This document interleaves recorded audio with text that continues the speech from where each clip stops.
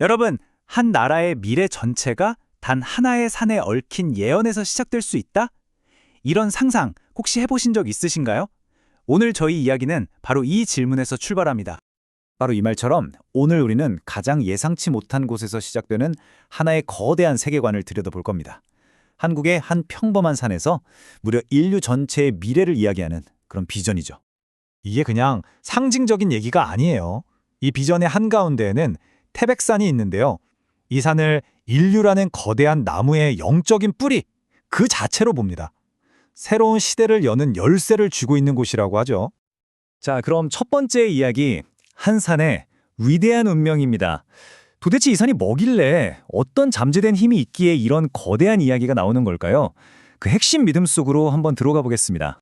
그러니까 이 세계관의 기본 전제는 이렇습니다.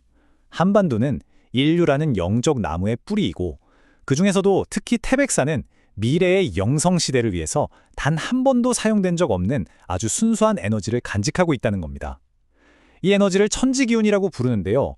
이걸 제대로 이해하려면 우리가 흔히 아는 다른 종류의 영적인 힘과 먼저 구분을 해야 합니다.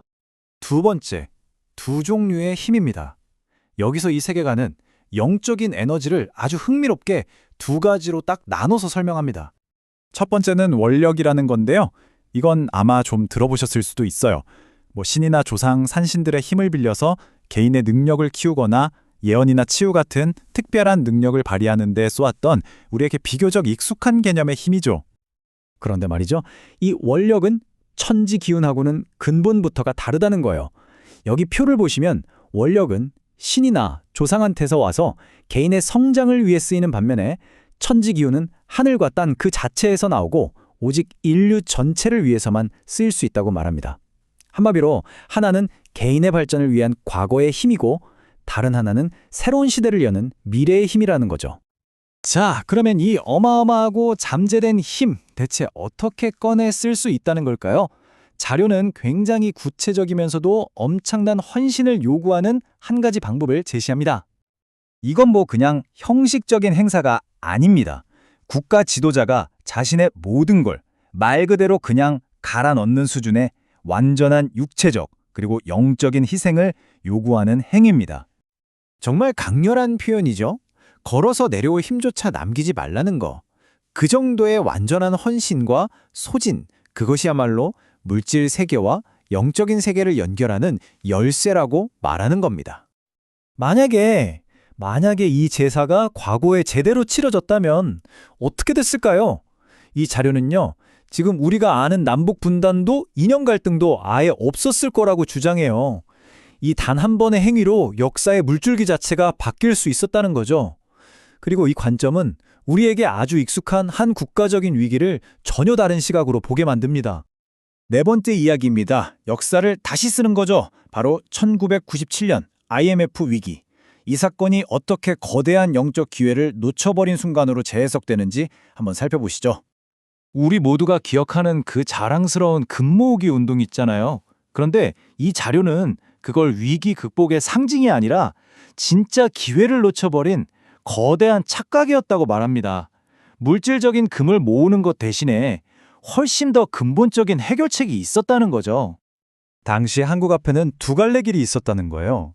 하나는 우리가 실제로 갔던 길, 바로 금을 모아서 경제적인 문제를 해결하려 했던 물질적인 길이었죠. 그런데 다른 길이 있었다는 겁니다. 바로 태백산에서 제사를 지내서 전 세계적인 영적 각성을 이끌어내고 그걸 통해 국제적인 원조와 연대를 이끌어내는 그런 영적인 길 말이에요. 이게 무슨 얘기냐면요. 그 제사가 일으키는 영적인 파동이 전 세계로 퍼져나가서 세계 지도자들이 마치 뭐에 홀린 것처럼 한국을 도와야 한다 하면서 달려왔을 거라는 거죠. 그 힘이 우리가 모았던 금의 가치를 훨씬 뛰어넘었을 거라는 이야기입니다. 결국 핵심은 이겁니다.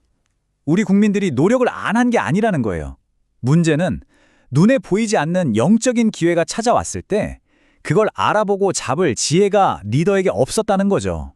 한마디로 영적인 비전의 실패였다는 겁니다.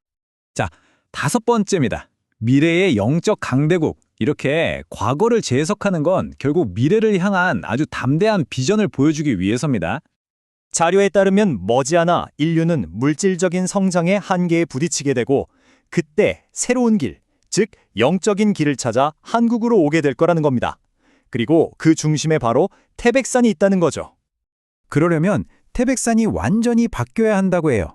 첫째, 더 이상 땅을 파헤치면 안 돼요. 영적인 에너지를 보존해야 하니까요. 둘째, 그것을 세계적인 영성센터, 그러니까 하나의 성지로 만드는 겁니다. 그리고 셋째, 전 세계 사람들이 와서 인성과 영적인 수련을 받는 교육의 장으로 만들고 마지막으로 사계절 내내 깨달음을 얻으려는 사람들로 북적이게 만든다는 그런 계획입니다.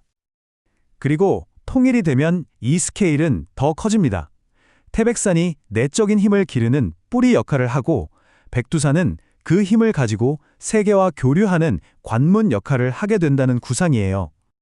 그러니까 이 관점에서 보면 통일은 정치나 경제적인 이유 때문이 아니에요. 분단되어서 흩어져 있던 한반도의 에너지를 하나로 모아서 인류 전체의 영적인 진화를 이끌기 위함이다. 이게 바로 통일의 궁극적인 목적이라는 거죠.